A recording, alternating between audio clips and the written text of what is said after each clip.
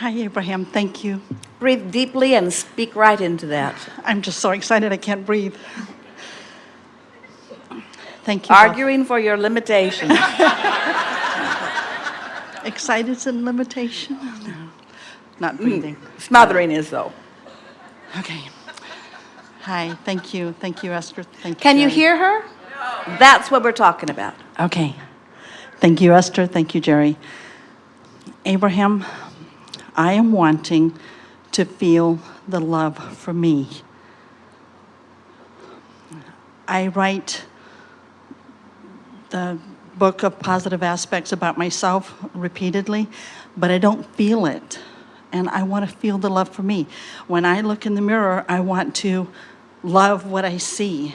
I don't want to change. I want to love me where I am right now.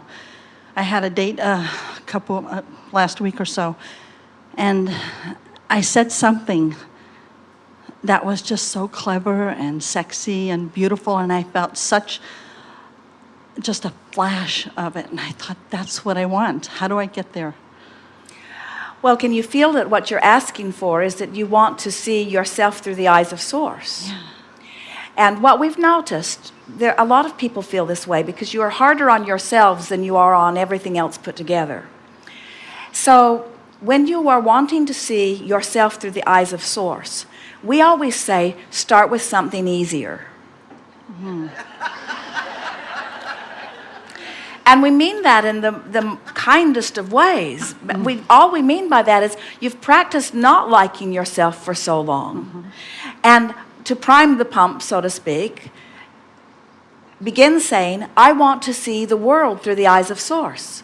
Or I want to see this flower through the eyes of Source. And all that means, seeing something through the eyes of Source, means only seeing compliments, never seeing criticism, only seeing advantages, never seeing disadvantages, only seeing value, never seeing lack of value, only seeing optimism, not seeing pessimism. It just means, and if you start with something easy, it's like that focus wheel that we were talking about. Just get on the wheel. Just find something to get on the wheel. Now, we can feel that what's going around in your mind here a little bit is that it is easy for you to love other things, and there are so many other things that you love. And we really want you to hear this. If you were consistently inside the vortex, loving this, loving this, loving this, loving this, loving this, loving this, loving this, it would be a very short trip to loving yourself. Esther discovered, quite by accident it seemed, because it sort of snuck in the back door, something that tunes her in such a powerful way. Kate, who is 6, who is in Texas, Jerry and Esther have not seen them for a while, and Esther and Kate cooked up a game where every day Esther takes a special picture with her iPhone and sends it to Kate. And Kate is so eager to see it, and Esther knows what Kate likes. And so then Esther said to Kate, let's play a game where you decide what you would like me to find, sort of like a treasure hunt, and I'll find it, and I'll take a picture of it, and I'll send it to you, so that we're sort of co-creating together on this. And Kate said, all right, I'll tell you what I would like to see tomorrow. And Esther said, all right, I'm writing it down. And Kate said, I would like to see a dolphin jumping in the ocean with a rainbow in the background.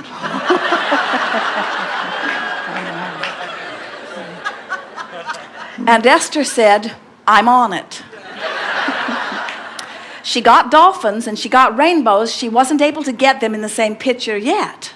But what we're getting at here is the coming in the back door of this, Esther began to see the world through the lens of that iPhone camera, through the eyes of Kate, who still believes that all things are possible.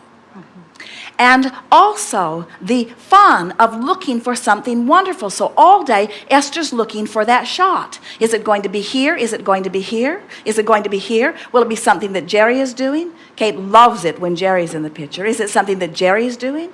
So Kate has, through this game with Esther, caused Esther to be specifically looking all day long. Her iPhone is with her all day long. What wonderful thing can I capture and send to Kate? Now, we think that puts Esther in the vortex. When Esther is doing, you just can't do that. It's completely off the subject of loving herself, but she can't be scouring the world or scanning her day, scouring wherever she is. She can't be looking for the most beautiful thing that she can find, the most beautiful flower, the most interesting whatever. And then one day, Esther turned on the fountain. There's a switch on the wall which sets a little fountain, a little stone fountain. It's only about this tall and about this big around. It's a beautiful stone, and in the center of it is a very small hole. And as Esther turns the water on, it bubbles up and down the fountain. And so Esther turned it on the other morning, and a little frog rode the water up and stayed on it for just a moment, just like in the cartoons, and then sat on the fountain, clinging, and then slid down the fountain. So Esther said, tomorrow you will be my picture.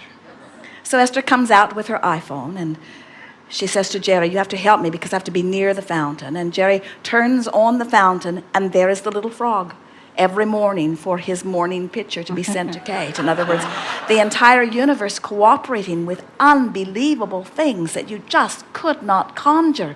In other words, when you decide that you're looking for reasons to feel good, the universe will deliver them to you again and again and again. And before you know it, you will find yourself so tuned to the best things here and the best things there and the best things there that the universe will just show you from inside the vortex the best things about you. But you cannot fake it. You cannot find the best things about you or anything else unless you're in the vortex.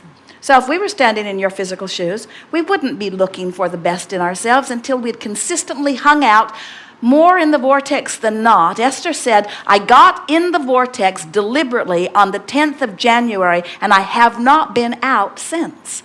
And she's not kidding, not for more than a fraction of a second, because the minute she gets out, it's not good enough, and she does some process, she does something to get herself back in the vortex.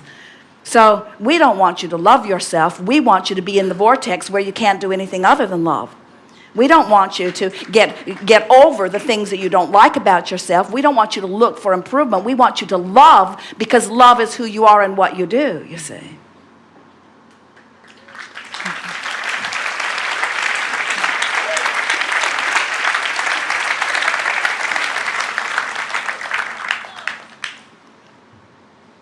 That glimmer that you spoke about where just for a second you felt it, that was a second in the vortex.